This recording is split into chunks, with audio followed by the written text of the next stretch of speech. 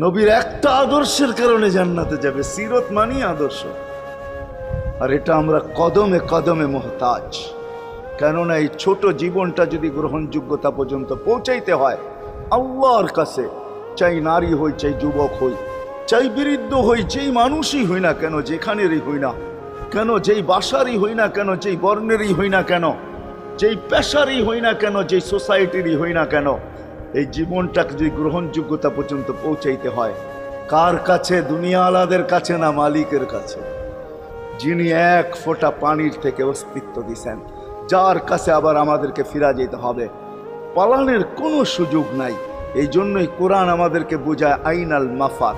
আল্লাহ বলতেছে কোথায় ভাগবে তুমি, বলো কোথায় ভাগবে?